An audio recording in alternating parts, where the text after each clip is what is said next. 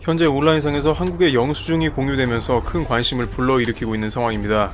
특히 미국 지역사회에서의 상황과 비교가 되면서 많은 이들의 감탄을 자아내고 있다고 하는데요. 바로 진료비 영수증 사진이 공유가 된 것입니다. 한 네티즌은 최근 상황과 관련된 영수증 사진을 공유하면서 완치자의 영수증 내역을 설명했습니다. 전체 진료비는 970만원대로 1000만원에 가깝습니다만 본인 부담금 144만원을 전액 정부에서 지원해주는 내용의 영수증이라고 설명을 곁들였습니다. 이번 비용을 포함해서 전체 970만원이 들어갔지만 현재 상황에 정부 특별 지원까지 포함하면 결국엔 본인이 부담하는 것은 4만원대가 된다고 합니다. 일부의 네티즌들은 4만원도 실손보험 등으로 환급되는 게 아니냐며 사실상 제로에 가까운 보험료라는 의견도 나옵니다. 이러한 사실은 미국 한인 커뮤니티 등에도 공유가 되었는데요. 미국에서는 현재 도널드 트럼프 대통령이 국가의 비상시국을 밝히면서 개인당 $2,000 내외의 비용을 지급하겠다는 약속을 한 상황입니다. 이것은 연간 소득 75,000달러 이하 대상이며 의회의 조정을 거쳐야 합니다. 그렇지만 미국의 교포들은 병원에 입원 시 도루묵이라며 한국의 의료비와는 비교가 안 된다고 지적합니다. 만일 동일한 병명으로 했을 경우 진단 비용만 300만원에 이르며 보험이 있어도 100만원이 넘는다는 것이죠. 게다가 동일한 입원실에 치료시설을 포함해 장기 치료를 받으면 경우에 따라 수천만원까지 병원비가 치솟을 수 있다는 것입니다. 바로 이것은 최근 엘리자베스 워렌 상원의원이 강조한 국가가 비상인 때에는 무료로 치료를 받게 해야 한다. 그리고 미국은 그렇게 되길 원한다고 강력하게 주장한 모습이 한국에서는 이미 그렇게 되고 있는 것이죠. 미국 내셔널 인터레스트에 기고한 부산대학교 로버트 E. 켈리 교수는 미국이 현재 한국처럼 될 수 없는 이유 5가지를 지난 3월 14일 기고했습니다. 그 중에 가장 어려운 이유 중 하나로 한국의 국민건강보험이라고 꼽은 것입니다. 켈리 교수는 미국의 보험과 민간 의료 체계를 봤을 때 한국의 국민건강보험은 놀랄만한 것이라고 합니다. 특히 미국에서 현재 같은 상황에서 만약 병원에 입원해야 한다고 한다면 더 큰 문제가 발생한다는 것이죠. 테스트 비용도 비싼데다가 테스트 후에 입원까지 하려는 서민들은 거의 없기 때문에 테스트도 피한다는 것입니다. 미국 타임즈는 그러나 미국에서 현재 가장 필요한 것 1순위로 테스팅이라고 3번이나 강조하며 빠르게 한국을 복사해야 한다고 말하는 상황입니다. 한국은 드라이브 스루를 비롯해서 워킹 스루까지 등장해 엄청난 물량전으로 세계적인 주목을 받고 있으며 그게 유일한 해법이라며 타임즈도 테스팅을 강조하는 것이죠. 따라서 한국에 가려는 사람들의 문의도 이어집니다. 교포사회에서는 시간이 한 달 정도 더 지난 다음에 현재보다 상황이 많이 안 좋아질 경우 해외에서 한국으로 입국하는 한국 국적자의 수가 늘어날 수 있다고도 전하고 있습니다. 자칫 외국에서 시간을 보내다가 병원에 입원하는 경우에 큰 비용을 치러야 할 수도 있기 때문에 경계하는 것입니다. 미국에서도 2주 전에 한국처럼 했어야 했다면서 상황에 따라 한국행을 택하는 사람들도 늘어날 것으로 보입니다.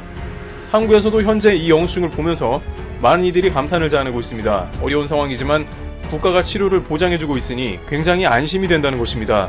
만약 이때 천문학적 비용을 내야 한다면 더욱더 사회적으로 많은 이들은 어려움을 겪을 수 있다는 말이 됩니다. 또한 한국은 다른 나라에 비해서 안정된 상황으로 접어들며 신중하게 추이를 지켜보고 있습니다. 초반에는 여러가지 논란이 많았습니다만 수많은 이들은 한국이 현재 있는 것이 종합적인 면에서 다른 나라에 부러움을 사고 있다면서 오히려 안전하다는 의견을 내놓고 있습니다. 특히 해외에 거주하는 한국인들은 막상 한국이 대단한 선진국의 면모를 보여준다고 강조합니다. 앞으로 여러 상황을 극복한 뒤에 한국이 세계적인 의료 및 시스템 선진국으로 알려질 것으로 관측됩니다. 현재 한국 당국은 상황 대처 능력과 각종 노하우를 많은 나라와 공유하겠다고 밝힌 가운데 있으며 미국과 유럽 등에서 한국에 자문을 구하고 드라이브 스루를 그대로 도입하고 있는 등 한국 카피하기를 급하게 실천하고 있는 모습입니다. 급기야 WHO는 한국이 진행하는 연구에 참여하고 싶다며 모든 것을 주도하는 주체는 한국이며 자신들은 각종 자료와 노하우를 전수받겠다는 뜻까지 전한 상황입니다. 그런데 이러한 한국의 모습에도 불구하고 유럽의 일부 국가는 한국의 모습이 멀게만 느껴진다고 하는데요.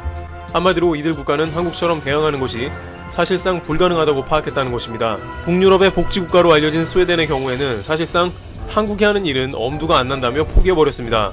스웨덴은 모든 시설이 부족하며 준비도 되어 있지 않고 지금 상황에서는 그저 주의하는 것뿐이라고 전합니다.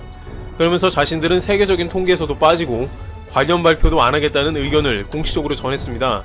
국내에서는 스웨덴 정도면 철저하게 대응을 할 것 같은 느낌의 국가인데 의외로 빠른 포기를 했다며 놀랍니다. 그런데 영국은 아예 한술 더 떠 행동을 하고 있습니다. 영국의 총리 보리스 존슨은 관련 의견을 밝혔는데요. 자신들은 적극적인 계획을 세우지 않고 있으며 오히려 일부러 방치해두겠다는 의견까지 나온 상황입니다. 영국의 ITV에 따르면 영국은 한국과 같이 적극적으로 대응하는 시스템이 아니고 그냥 놔두기로 결정했으며 그렇게 놔두다 보면 자연적으로 해결될 것이라는 다소 황당한 이론까지 제시하는 모습입니다. 그런데 일각에서는 이런 유럽의 선진국들도 한국과 같이 하기는 매우 어렵다는 의견도 제기됩니다. 우선 한국은 이에 관해서 준비를 오랫동안 해왔고 공무원을 비롯해서 각종 국가의 인력이 동원되고 일사불란하게 일을 잘 해내는데 매우 익숙합니다. 그런데 유럽에서는 국가의 공무원 및 관련 인원들이 한국만큼 오랜 시간 근무하는 데 익숙하지가 않으며 적극적이지도 않는다는 것입니다. 게다가 한국은 인터넷 시스템 및 통신망이 유럽과는 차원이 다르게 가동된다고 파악되고 있습니다. 무슨 일만 생기면 각 구별로 국민들에게 문자가 오고 관계당국이 신속하게 전산화로 일괄 처리되는 일은 한국인이 가능합니다. 또한 국민건강보험을 비롯해서 여러가지 의료 시스템이 잘 되어 있고 테스트 비용까지 타국에 비해 매우 저렴합니다. 결국 한국의 케이스는 사실상 한국과 비슷한 일부 국가에서만 가동이 가능한 것이 아니냐는 것입니다. 간단한 드라이브 스루 정도는 따라할 수 있지만 동선 파악 같은 일은 고도화된 통신망을 이용하거나 관계당국의 검령까지 이미 준비가 되어 있어야 하므로 무리라는 것이 이번 케이스를 통해 드러나고 있는 것입니다. 유럽의 국가들이 이렇게 상황을 놓아버린 것은 흡사 일본에서 진행하는 모습과 동일합니다. 물론 일본은 도쿄올림픽 때문에 일부러 대응을 하지 않는 것으로 파악이 되고 있습니다만 일본은 오히려 이게 맞는 방법이라며 한국이나 이탈리아는 시스템을 붕괴한다고 하고 있습니다. 그러나 결국 아베 총리 관저에서는 한국에 중국과 함께 긴밀하게 협의하자는 요청을 해온 것으로 전해집니다. 일본도 올림픽을 앞두고 한편으로는 한국의 도움이 필요하기도 하고 갈팡질팡하는 모습이 드러나고 있는 것이죠. 지난 2016년부터 빌 게이츠는 국가들은 이러한 상황에 대비해야 한다고 주장을 해왔는데 놀랍게도 수많은 국가들이 대비가 전혀 되어 있지 않다고 지적합니다. 그러나 막상 한국만큼은 이런 상황에 잘 대비가 되어 있었고 추후 상황이 좋아지면 수많은 나라들을 대상으로 노하우를 전수하며 선진국으로서의 역할을 감당할 것으로 관측됩니다. 국내의 많은 네티즌들도 의료 시스템은 한국이 최상위권임이 저절로 드러난 상황이라고 이야기하고 있습니다. 안녕하세요, 트래블튜브. 오늘은 일본 회사들이 한국에 들어오겠다며 울고 있는 현 상황이라는 주제로 얘기해보겠습니다. 현재 일본의 화이트리스트, 강행 등 여러 문제로 양국의 문제가 골이 깊어가는 가운데 이제 업계 관계자들의 목소리가 다방면에서 들려오고 있습니다. 특히 이번 수출 규제의 중심 기업이 된 삼성이나 하이닉스에 실제 근무하는 사람들이나 지인 등을 통해서 업계의 현황이 알려지고 있는데요. 우선 반도체의 장인으로 알려진 유노가미 다카시 같은 경우에는 일본 매체와의 인터뷰에서 일본은 스스로 무덤을 판 것이고 일본 반도체 산업은 사실상 미래가 없다고 단언했습니다. 유노가미 다카시 미세가공 반도체 연구소 소장은 과거에 일본 반도체 붕괴에 관한 저서를 집필했고 일본의 반도체 산업 구조에 대해서는 해당 분야의 최고 전문가라 이야기해도 과언이 아닙니다. 그런데 이것이 전혀 과장한 바가 아니고 실제 이미 현직에 근무하는 사람들로부터 나오고 있습니다. 인터넷 커뮤니티에 국내 기업 현직에 근무한다는 A씨는 최근 일본의 회사들이 한국에 들어갈 수도 있다는 말을 건네고 있다고 전하고 있습니다. 이것이 무슨 말이냐면 현재 일본이 수출 규제를 해서 막아버리니까 아예 모든 장비나 기술 노하우를 들고 통째로 한국 기업이 돼버리겠다는 것입니다. 현재는 일본에서 핵심 원료를 제조한 다음에 한국으로 넘겨주면 한국 내의 일본 자회사들이 다시 그것을 재가공한 다음에 삼성이나 하이닉스로 넘겨줍니다. 그러면 삼성 하이닉스는 그것을 라인에 투입하거나 다시 중국의 라인에 재수출하는 형식인데 이제 핵심 원료 제조 기술 라인까지 아예 통째로 한국에 가지고 들어가겠으니 제발 한국에서 거래를 끊지 말아달라고 요청을 해왔다는 것입니다. 물론 이것이 공개된 오피셜은 아니지만 관계자들은 짧게는 2년 안에 일본에서 한국에 소재 공급을 해오던 업체들은 거의 다 도산할 것이 확실하다는 분위기라서 그와 같은 절박한 오퍼가 나오는 것도 이상하지 않다는 의견을 전하고 있습니다.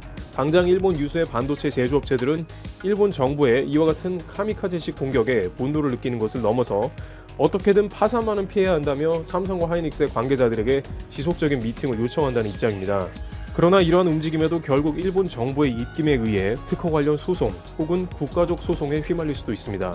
따라서 그들이 아무리 한국의 모든 공장을 통째로 옮긴다 할지라도 당국이 걸고 넘어질 게 뻔하므로 우선은 국내 업체는 모든 총력을 동원해서 국산화 혹은 일본제를 제외한 외산을 도입해 탈일본화를 한다는 방침으로 간다고 전해지고 있습니다. 전문가들은 일본 반도체 업계는 완전 파산을 향해 가고 있다고 전하면서 자신들은 한국 반도체 업계에 급소를 찔렀고 그것은 한국 경제를 무너뜨리는 신호탄이 될 것이라고 생각했으나 그러한 예상은 90년대에나 일어날 일이라고 전하고 있습니다. 현재의 기술 수준은 과거 일본이 반도체를 지배할 때와는 많이 다른 데다가 일본이 막대한 흡세를 보고 있던 한국 시장에 오히려 정치적 논리로 공격을 가했기 때문에 반도체는 시작이고 일본 전반에 막대한 흑자가 감소할 것이라고 내다봤습니다. 일본 업계는 아베 총리가 지금이라도 빨리 한국에 사죄해야 한다는 입장을 보입니다. 그럼에도 일본 반도체 장인 유노가미는 한번 깨진 신뢰는 회복이 불가능하기 때문에 일본 반도체 산업의 미래는 사실상 끝났다고 말하고 있습니다. 현재 독일 언론에서 한국의 이것만큼은 절대 우위에 있는 것으로 봤다가 실망을 했다는 취지의 보도가 나왔습니다. 최근 유럽에서는 이와 같이 한국이라는 나라가 도대체 무슨 나라인가라며 조명이 되고 있는데, 유럽 제1의 경제 대국이자 다방면에서 모범이 되는 독일의 언론에서도 이러한 말이 나왔는데요. 물론 독일은 세계 최고의 의료 시스템을 가지고 있어서 이에 관한 이야기인가 했습니다만 그것이 아니고 바로 한국의 시민의식을 꼽으면서 독일이 이것은 한국에게 뒤처질 줄 몰랐다고 해서 관심이 모입니다. 독일 당국은 애초에 시민의식이 독일이 한국보다 더 낫다고 분석했기 때문에 한국처럼 상황 대처에 성공할 걸로 봤습니다. 그런데 막상 상황이 진행되어 보니 독일의 시민의식은 한국의 그것에 뒤떨어졌다는 정황이 계속 나왔습니다. 프리드리히 나우만 재단 한국 사무소의 크리스티안 탁스 소장은 독일 매체인 디벨트에서 현재의 대응 상황에서 독일과 한국 간의 사회 문화적인 차이점에 주목했습니다. 그는 베를린에서 사람들이 이런 시국에 파티를 열고 뮌헨에서는 비어가든에 앉아 있었지만 한국인은 공공생활의 자제가 무엇인지를 보여주고 있고 독일인보다 규율을 더 잘 지킨다고 했습니다. 특히 탁스 소장은 독일에는 한국인이 보여준 신속성과 단호함이 부족하다면서 이런 관점에서 서울에서 지켜보기에 베를린은 제3세계의 여느 도시같이 느껴진다고 지적했습니다. 독일 매체 베를리너 차이퉁은 한국의 사회적 거리두기가 놀랄 정도로 성공적으로 진행되고 있었다고 보도합니다. 이 신문은 한국은 공공장소의 마스크 착용이 유럽보다 훨씬 일상적이라며 한국 정부는 하루에도 수차례 개인위생을 당부하고 버스와 기차에는 손 세정제가 있다고 전했습니다.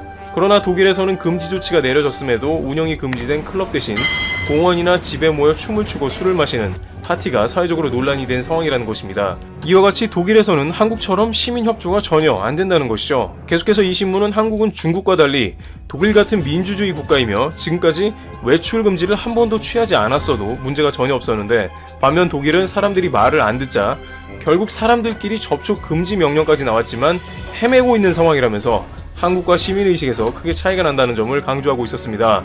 SNS에서 자신은 독일에 살고 있다는 한 교민은 현재 독일은 모든 식당과 카페, 퍼블릭바 등이 운영 제한을 받고 있다면서 한국은 그렇지도 않으며 진정한 자유를 누리면서도 안전한 곳은 한국이라고 말하고 있습니다. 한편 독일의 옌스 슈판 보건부 장관이 앞장서서 추진했던 동선 추적법 개정안도 순조롭지 않은 것으로 보입니다. 한국도 독일과 비슷한 법 내용이었으나 과거의 사태로 이미 법은 개정되어 이번에 제대로 활용되고 있지만 독일은 결국 개인 기본권 침해라는 이유로 강도 높게 비판을 받으며 내각회의에 상정되지도 못한 모습입니다. 독일 보건당국과 일부 독일 매체들은 이 법안이 신속하게 통과되어야 한다고 목소리를 높였습니다만 자유민주당과 녹색당, 좌파당 등의 유력 정치인들이 절대 반대 의사를 표하면서 좌초되어버린 국면인 것이죠.